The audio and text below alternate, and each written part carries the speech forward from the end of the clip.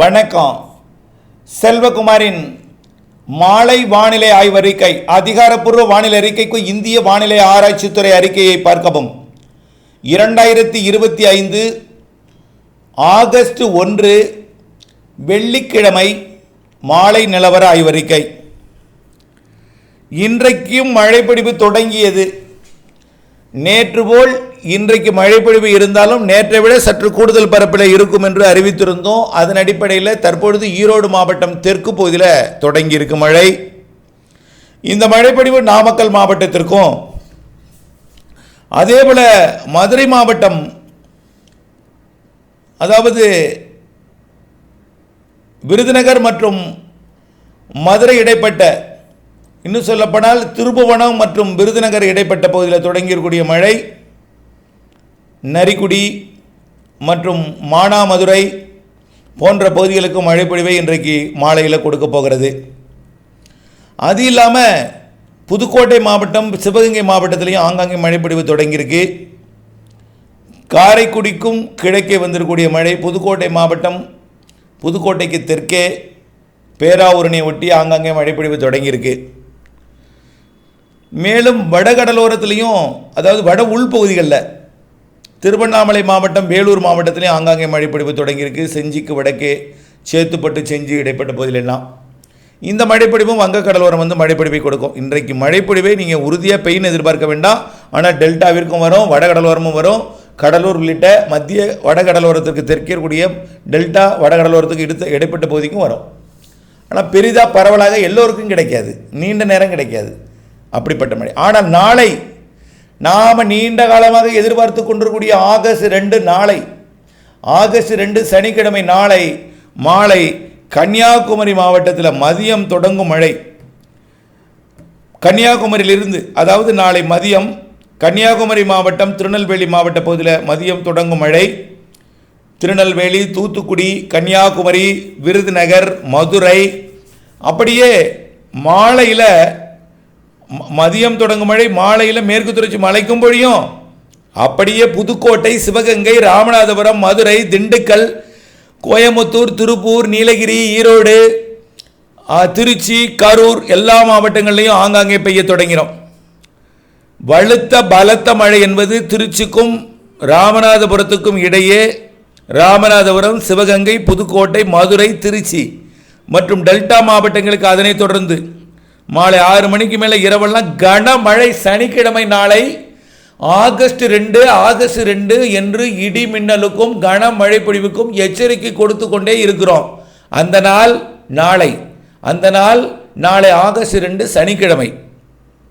நாளை மாலை டெல்டா மாவட்டங்களில் கோடியக்கரை முனை வரைக்கும் கொஞ்சம் தாமதமாக வந்தால் முன்னிரவு ஒரு 8-9 மணிக்குள் கோடியக்கரை முனை வரைக்கும் காரைக்கால், நாகப்பட்டினம், திருவாரூர், தஞ்சாவூர், மயிலாடுதுறை, திருச்சி, அரியலூர், பெரம்பலூர், கடலூர், இப்படியே விழுப்புரம், கள்ளக்குறிச்சி, சேலம், நாமக்கல், கிருஷ்ணகிரி, தருமபுரி, திருப்பத்தூர், வேலூர், ராணிப்பேட்டை, திருவண்ணாமலை, திருவள்ளூர், சென்னைக்கெல்லாம் நள்ளிரவில் வந்து மழைப்பொழிவை கொடுக்கும். நள்ளிரவு அதிகாலையில் சென்னை, திருவள்ளூர், காஞ்சிபுரம், செங்கல்பட்டு. ஆனால் இந்த வேலூர் ஆந்திர எல்லையோரம், வேலூர், கிருஷ்ணகிரி இடைப்பட்ட பகுதியிலிருந்து ராமநாதபுரம் வரைக்கும் பெரும்பாலான இடங்களிலே கனமழை காத்திருக்கு. நாளை ஆகஸ்ட் 2 சனிக்கிழமை மாலை, இரவு, நள்ளிரவு, அதிகாலையில் ஏதாவது 2 மணி நேரம் மழை பொழிவை கொடுக்கும். 2 மணி நேரத்துக்கு கூட சில இடங்களில் தொடரும். குறைந்தபட்சம் 1 மணி நேரத்துக்கு குறையாத மழை இந்த மாவட்டங்களில் கிடைக்கும். எப்போ? 2ஆம் தேதி சனிக்கிழமை. 3ஆம் தேதி பாருங்க, அதை விட தீவிரமடைந்து மேற்கு தொடர்ச்சி மலையிலையும் தொடங்கி டெல்டா வரைக்கும், சென்னை முதல் குமரி வரை, அதாவது பழவேற்காடு முதல் குமரி வரை, கோடியக்கரை முனை முதல் நீலகிரி மாவட்டத்தோட மேற்கு பகுதி எருமாடு வரை, வால்பாறை, கோயம்புத்தூர் உட்பட. 4ஆம் தேதி இன்னும் பரவலாகும்.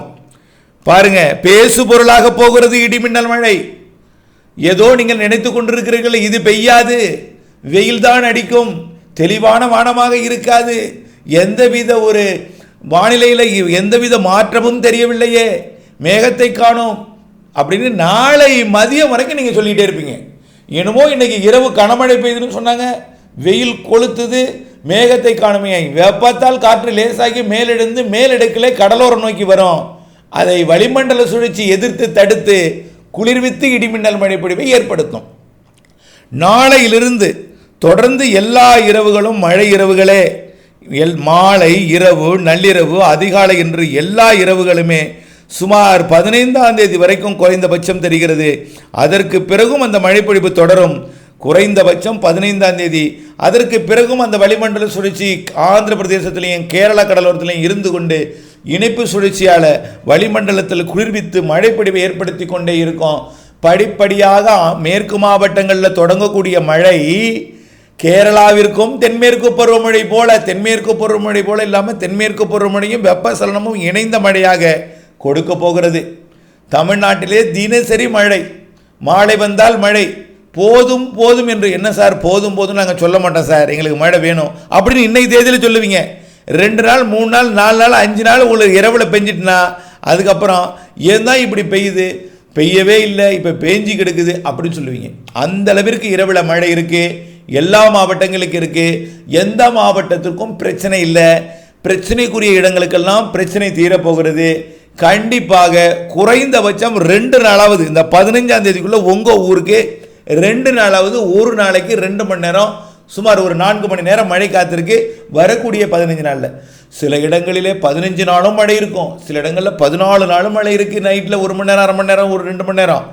சில மாவட்டங்களில் விடிய விடிய தூறிக்கொண்டே இருக்கும். விடிந்தும் தூரும். பொழுது விடியும் போது களையும்.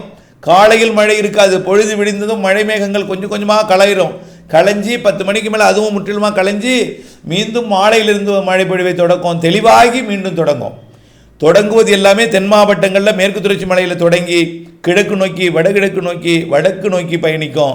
கன்னியாகுமரியில் தொடங்கி திருவள்ளூர் வரைக்கும் அந்த மழை முன்னேற்றம் இருக்கும். கோயம்புத்தூரில் தொடங்கி வேலூர் மற்றும் திருப்பதி வரைக்கும் போகும். அது அப்படியே ஒங்கோல், அதையும் தாண்டி அதாவது விஜயவாடா, கிழக்கு மேற்கு கோதாவரி மாவட்டங்கள் வரைக்கும் இந்த மழைப்பொழிவு கிடைக்க இருக்கிறது. ஆகவே தொடர்ந்து இந்த 12ஆம் தேதி வரைக்கும் பரவலான மழைப்பொழிவை கொடுத்தாலும் 13, 14, 15 கேரளா கர்நாடகாவுக்கு அருகிலே ஒரு வளிமண்டல சுழற்சியாகவும் ஆந்திர பிரதேசத்தில் போய் ஒரு வளிமண்டல சுழற்சியாக இருந்து கொண்டு இணைப்பு சுழற்சியால் தெற்கு கர்நாடகா, தெற்கு ஆந்திரா மற்றும் கேரளா, ஒட்டுமொத்த தமிழ்நாட்டின் வட உள் மாவட்டங்கள் வடகடலோரம்லாம் தொடர்ந்து கொண்டே இருக்கும். அது அப்படியே 22ஆம் தேதி வரைக்கும் கூட அந்த மழைப்பொழிவு ஆந்திர பிரதேசத்தில் இருந்து கொண்டு வடகடலோர வட உள் மாவட்ட பகுதிகளுக்கு மழைப்பொழிவை கொடுப்பதற்கு வாய்ப்பு இருக்குது. என்ன சார் மறுபடியும் வடகடலோரம் வட உள் மாவட்ட பகுதிகள்னு சொல்லாங்க. அதெல்லாம் 20ஆம் தேதிக்கு, நான் 15ஆம் தேதிக்கு மேலே அதுக்குள்ளரே உங்களுக்கு 10ஆம் தேதிக்குள்ளரையே 8ஆம் தேதிக்குள்ளரையே இந்த 2ஆம் தேதியிலேருந்து 8ஆம் தேதிக்குள்ளரையே போதும்னு சொல்லுவீங்க. அந்த அளவிற்கு மழை இருக்குது. பொறுத்திருந்து பாருங்கள். நாளையே உங்களுக்கு நம்பிக்கை வந்துவிடும். நாளை ஒதுக்குவர்களுக்கு ஞாயிற்றுக்கிழமையும் சனி ஞாயிறு 2 நாள் ஒதுக்கினாலும் திங்கட்கிழமை ஒதுக்காது. ஒதுக்கும் இடம் மிக குறைவாக இருக்கும். அந்த குறைவாக இருக்கக்கூடிய அந்த ஓரிரு இடங்களில் கூட மனவேதனைப்படலாம். அவர்களுக்கு ஞாயிறோ திங்களோ நிரப்பிவிடும் உங்களுக்கும் மனதை. புரிந்து கொள்ளுங்கள், இணைந்திருங்கள். அப்டேட்ஸுடன் திட்டமிட்ட பணி செய்து லாபமடைய அன்போடு கேட்டுக்கொள்கிறேன். வானிலை அப்டேட்ஸ் அவசியம். அறியாத விவசாயிகளுக்கும் அறிவியுங்கள்.